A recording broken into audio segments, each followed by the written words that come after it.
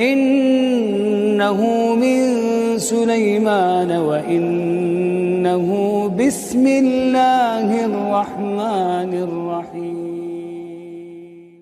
Bagaimana cara meluruskan shaf? Wa kana ahaduna yulziqu mankibahu bimankibi sahibihi wa qadamahu biqadamihi. Bahunya rapat dengan bahu, kakinya rapat dengan kaki. Saya kalau ada orang di sebelah saya nempelkan bahunya ke bahu saya enggak terganggu. Kenapa? Karena bahu saya ditutup kain, bahu dia juga ditutup kain. Tapi kalau kaki dia nempel ke kaki saya juga termasuk manusia enggak yang terganggu. Tapi enggak semua orang seperti saya. Ada orang ketika kakinya ditempel orang lain dia risih. Jadi kalau teman di sebelah itu kita tempel dia geser, jangan ditempel lagi. Nanti dia geser terus. Khawatirnya dia preman yang baru tobat. Itu sholat dia yang pertama. Begitu geser-geser terus, kumat setannya. Akhirnya kelahi di masjid gara-gara kaki. Jadi kalau dia ditempel enggak nyaman, risih, cukup rapat aja. Jadi saya kalau sholat ditempel orang kaki saya enggak apa-apa. Cuman kadang dia gerak-gerak dikit.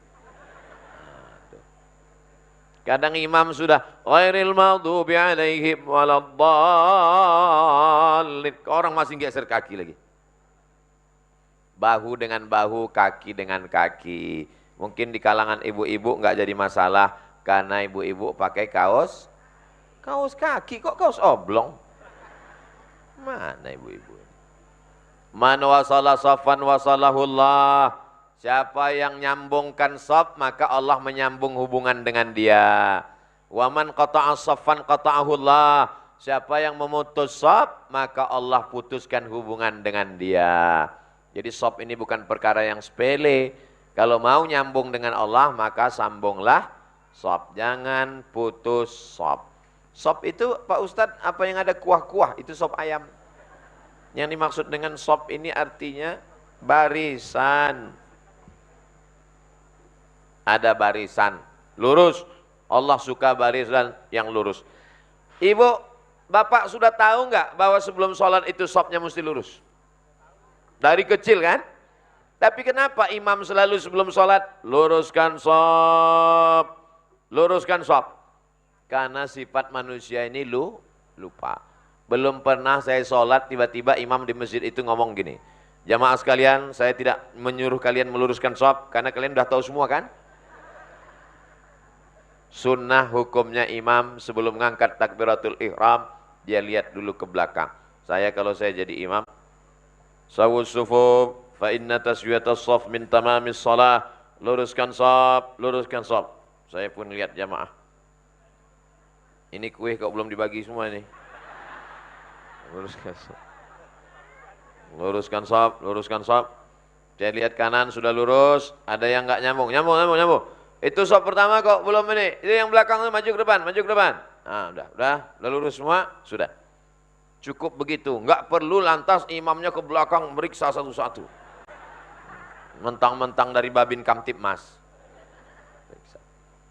Jadi dulu ketika masih mahasiswa, kawan saya sholat, imamnya ini mahasiswa dari Libya. Dia masalah shaf ini enggak sah sholat kalau shafnya enggak lurus. Dia periksa ke belakang, satu-satu dia periksa kaki. Ada satu anak Afrika, karena terlalu lama, maju dia ke depan. Allahu Akbar. Itu namanya kudeta tidak berdarah. Jadi dia selalu lihat kanan, kiri, lurus. Lain padang, lain belalang, lain lubuk, lain ikannya, lain tempat, lain tradisinya. Saya ketemu imam macam-macam. Ada satu imam gini, luruskan shaf, angkat kaki celana. Ada satu lagi, luruskan shaf, simpan batu cincin. Ada juga. Kenapa mereka ngomong gitu? Karena takut jamaahnya enggak khusyuk sholatnya. Assalamualaikum warahmatullahi wabarakatuh. Ustadz ngejek cincin. Enggak, saya pakai cincin. Cincin Ustadz biasa aja, cincinnya biasa, kenangannya yang luar biasa.